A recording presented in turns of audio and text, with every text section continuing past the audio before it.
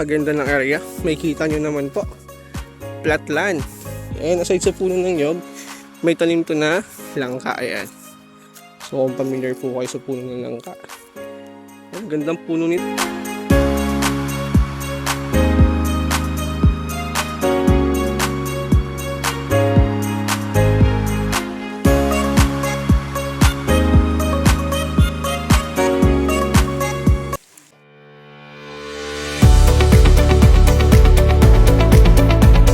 From National Highway, nag-drive lang tayo ng almost 30 minutes or more going dito sa property. Ayan, so all cemented naman yung daraanan. So may portion siya na rough road. I think mga 1.5 to 2 kilometers yung rough road niya, pero all in cemented naman. Bali ito yung kadugtong to ng Barangay Road. Ayan, so ngayon, as of now, hindi pa develop yung area, pero ito ay purpose Barangay Road po kasi connected dito dun sa cemented Barangay Road. Ayan, so as of now, abot dito pa lang yung sasakyan kasi undeveloped pa yung kalisada niya. So may community na rin naman dito, kaya hindi liblib yung lugar. Ito yung service natin, and mula dun sa pinarkingan ko, so almost nasa 40 meters lang po, property na. No? So pasok naman ng 4 wheels going dun sa property. Hindi ko lang pinasok kasi may mga nakaharang na.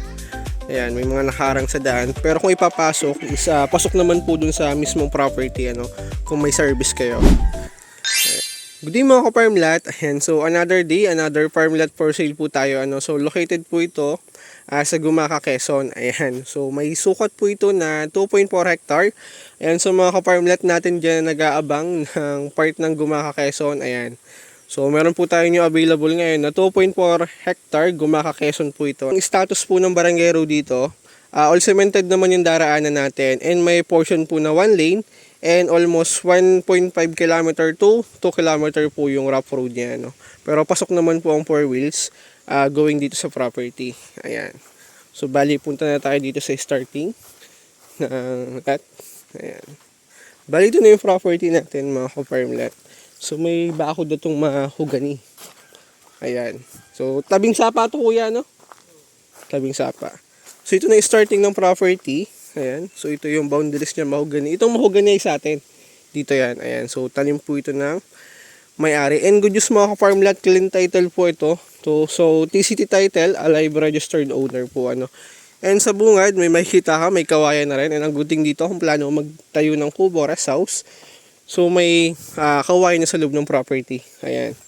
And ang boundaries po nito ay sapa. Boundary yan ba yun o tawid pa ng sapa? Okay, so ang pinaka-boundaries po nito ay creek, kaya perfect to mga ka-farmlat kung plano mag-livestock and farming. Ayan, kasi tabing creek po ito. Ayan, so may source ka ng water, and aside doon kung plano maglagay ng deep well, so mababaw lang yung level ng tubig niya, kasi may creek po sa gilid ng property. Ayan, so pasukin natin. So as of now mga ka-farmlat, hindi ganun karami yung puno ng nyog niya kasi ito po ay na-clearing, pero meron pa namang puno na natira. Ayan. So bali ito may mga kawayan dito, and pasukin natin yung pinaka gitna ng property. Ayan. So platted, maganda to mga ka-farmlat. Perfect to for retirement kung plano magtanim or mag-alaga ng livestock, kasi platted po yung area natin, flat land. And although wala siyang gasinong tanim, ang good thing doon, kung plano mo magtanim, mag-alaga ng hayop, so perfect na perfect to. Marami ka pwede gawin. Ayan, so malawak yung bakanteng area na pwede mo taniman, na pwede mo gamitin. So maganda, platted to mga ka-farmlat. Ayan, so along purpose Barangay Road po ito. So connected ito from cemented Barangay Road. So dahil nga dulong barangay na, undeveloped pa yung kalsada, pero pasok po yung 4 wheels. Ayan. So dati po itong kinayod. So dahil walang gasino dumaraan, ayan, nagkadamo na ulit. Papansin nyo naman po, may susog siya ng kalsada. Ayan. Ganda. Maganda yung area natin ngayon mga ka-farmlat. Ayan. So as you can see, perfect na perfect to for retirement. Ayan. Pantay yung area. So kahit all this na, hindi ka mahirapan sa property kasi platted yung area natin. Ayan, ganda, Carabao grass. So maganda magtanim dito. Pwede ka magtanim dito mga ka-farm lot. Pwede mong taniman ulit yan ng puno ng nyog. So aside doon, pwede mong taniman yan ng fruit bearing trees ng kakao, santol, lansones, rambutan. So marami ka pwedeng gawin sa area. And ito sa bandang gitna ng property, ayan, so may mga puno ng nyog possible na nung kiniliring yung area. So ito yung kababaan pa na ngayon is namumunga na rin. Ayan. So may ilang puno pa kaya to, kuya? Tayo ni parang nasa 80 to 100 pieces ng nyog. Ayan, so more or less yun mga ka-farmlet. Ayan. So ang good thing dun mga ka-farmlet, although wala siyang gasinang tanim, napakamura po nito. So taniman mo lang yan. And aside doon, clean title to mga ka-farmlet ha, hindi to klawat. So TCT titled po ito. Alive ang registered owner. Kaya kung maselan ka sa title, ayan, so tama po ito. Ayan, so konting linisan to mga ka-farmlet. Pag nilinisan mo yan, so kitang-kita mo na yung boundaries ng property. Kasi nga flat po yung area niya So kulang lang to sa linis, and pasukin natin yung loob niya. Ayan, so yung mga puno dito ng nyog. Ayan, so maganda dito. Takaran pa yung nyog niya kababaan pa. So babago pa lang to namumunga. Ayan.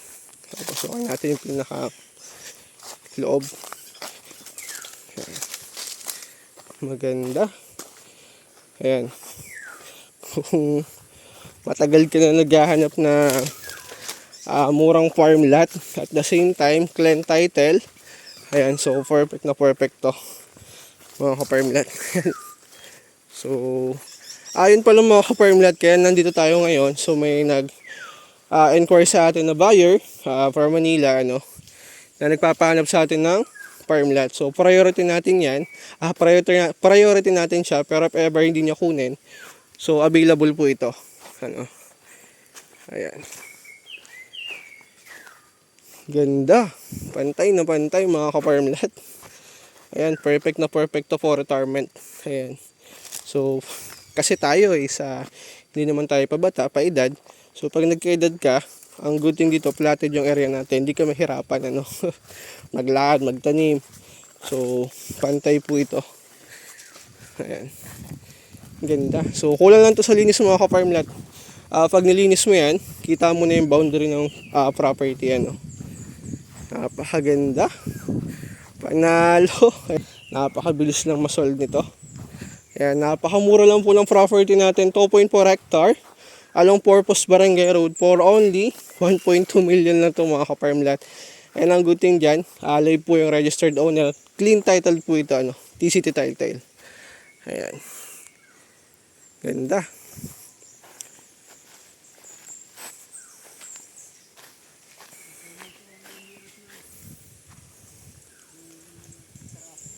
Hanggang doon sa Mr. Apple. Okay. So abot po sa Mr. Apple ang boundaries ito. Ayan ka-farm lot, kung OFW ka, naghahanap ka na for retirement at the same time investment na rin. Nako, perfect na perfect to mga ka-farm lot. Napakamura po nito. So napakaganda ng area. May kita nyo naman po. Flat land. And aside sa puno ng nyog, may tanim to na langka. Ayan. So kung familiar po kayo sa puno ng langka. Ayan, gandang puno nito. Anong puno yan, kuya? Banaba. Ayan. Gamot yan Oo, gamot. Ang alam ko dyan, yung balat ng puno niya nilalaga. So yan, may puno po dito ng banaba. Yan, ganda ng area mga ka-farm lot. So if ever di po ito kunin ng buyer natin, so available to mga ka-farm lot. Paunahan na lang. Ayan. Napakaganda. If you are an investor or OFW at naghahanap ka ng farm for retirement, ayan, so takman-tama ito mga ka-farm lot. Napakamura po ng property natin ngayon. So for only 1.2 million, meron ka ng 2.4 hectare farm lot, so 80% flat land. And napakalapit lang po nito sa linya ng kuryente, sa water source. So pwede po tayong mag-deep well. And yan mga ka-farm lot, so note, Gumaca Quezon po ito. So alam naman natin, sa Gumaca Quezon, so nag-range na po ng 150 up to 200 pesos na per square meter. Ano? Kaya kung investment ng hanap mo, so tamang-tama itong mga ka-farm lot. Once na transfer yung title sa pangalan mo, so pwede mo na agad ito i-resell ng 1.8 up to 2 million pesos mga ka-farm lot. Ano? Nagkataon lang po na napakamura ng property. So ang regular price po dito ng bentahan is nag-range yun ng 150 to 200 pesos per square meter yan mga ka-farm lot. Kaya kung investment lang, ayan, so perfect na perfect po ito. And kung for retirement naman, ayan, so makikita nyo naman po, so accessible yung area. Kaya perfect itong for retirement. Ayan, so yun lang mga ka-farm lot ko. Interested ka, so message lang sa Viber, WhatsApp. Thank you po and